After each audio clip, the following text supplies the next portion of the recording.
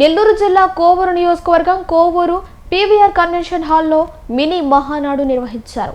ఈ కార్యక్రమంలో వందల మంది టీడీపీ నాయకులు కార్యకర్తలు రావడం చాలా సంతోషమని అన్నారు.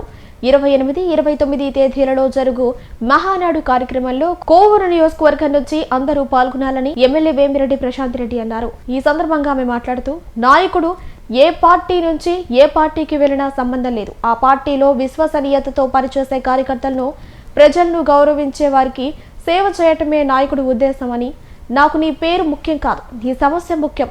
మీకు ఏ సమస్య ఉన్నా అధికారుల దగ్గరికి వెళ్ళండి లేదా నాయకుల దగ్గరికి వెళ్ళండి. అక్కడ కూడా పని జరుపుకుంటే నేరుగా నా దగ్గరికి రమ్మని ఎమ్మెల్యే వేమిరెడ్డి ప్రశాంత్ రెడ్డి హామీ ఇచ్చారు. మనము ఈ మహానాడు మినీ మహానాడు కోవూరులో జరుపుకుంటున్నాం. మీకందరికీ తెలుసు, అన్న నందమూరి తారక రామారావు గారు ప్రజలే దేవుళ్ళు, ప్రజాస్వామ్య దేవాలయం అన్నారు.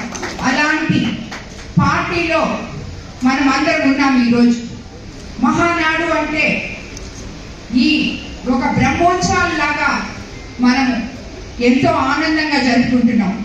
నందమూరి తారక రామారావు గారు వేసిన అడుగులో ఈరోజు చంద్రబాబు నాయుడు గారు, లోకేష్ బాబు గారు ఈ పార్టీని 40 సంవత్సరాలుగా ప్రతి సంవత్సరము మహానాడు మే 27 తేదీ జరుపుకుంటూ, దానికి ముందు మనము మండలాధ్యక్షులను నియమించుకుంటూ, అదేవిధంగా గ్రామ స్థాయి నాయకుల నుంచి ఎంపిక చేసుకుంటున్నాం. ఇది అనవాయితీగా వస్తున్న ఆచారం ఈ పార్టీలో కోవూరు నియోజకవర్గంలో తెలుగుదేశం కార్యకర్తలు ఎంతో మంది మేము 83 నుంచి ఈ పార్టీని కనిపెట్టుకుంటున్నామని చెప్పి నా దగ్గర వచ్చి చెప్తుంటారు. అంటే కోవూరు నియోజకవర్గం తెలుగుదేశం పార్టీకి కంచుకోట లాంటిది.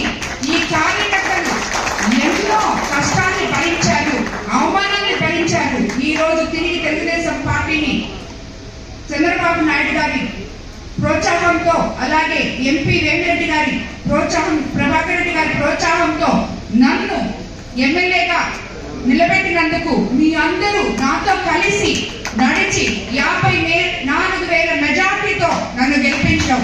మీకు అందరికీ నేను కోవూరు నియోజకవర్గ ప్రజలకి శిరస్సు వంచి నమస్కరిస్తున్నాను. ఇందులో ముఖ్యంగా నేను మీకందరికీ ఒకటి చెప్పదలుచుకున్నాను. మన కోవూరు నియోజకవర్గం ఎంతో చైతన్యవంతులున్న నియోజకవర్గం. ఇక్కడ గ్రామ స్థాయి నాయకుడి నుంచి నియోజకవర్గ స్థాయి నాయకుడి వరకు అందరూ కూడా చైతన్యవంతులు. ఇందులో ఎన్నో ఒడుదుడుకులు ఉంటాయి.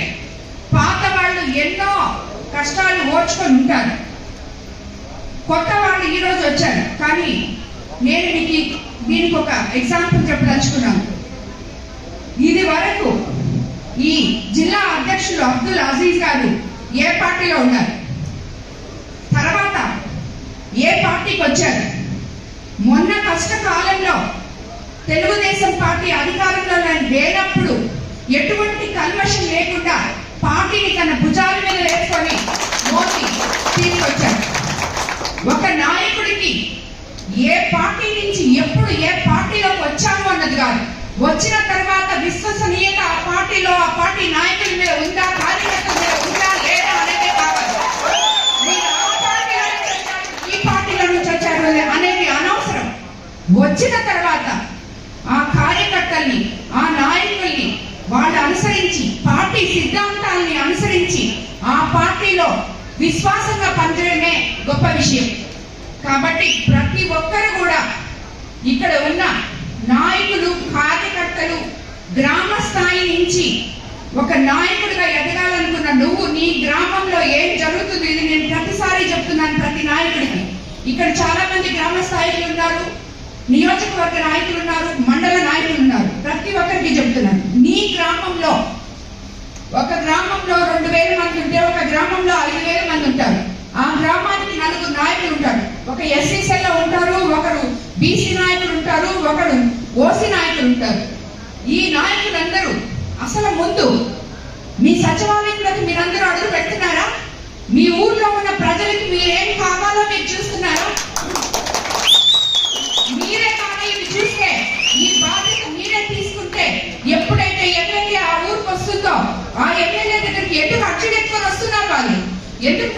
లేదంటున్నారు, ఎందుకు మాకు పెన్షన్ లేదంటున్నారు. కాబట్టి నాయకులుగా ఎదగాలనుకునే వాళ్ళు గ్రామ స్థాయి నుంచి మొట్టమొదట ఆ గ్రామంలో ఏమి సమస్యలు ఉన్నాయో ఆ సమస్యల్ని ముందు సచివాలయం దగ్గరికి మీరే తీసుకెళ్ళండి, ఆ మనుషులు తీసుకెళ్ళి. అక్కడ కాలేదా మండల నాయకుడి దగ్గరికి వెళ్ళండి, మండల నాయకుడి దగ్గర కాలేదా ఎమ్మెల్యే దగ్గరికి రాండి.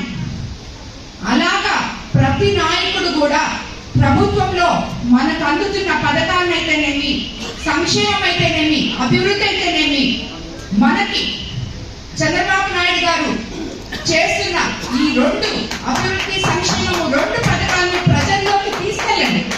ఇప్పుడు దాకా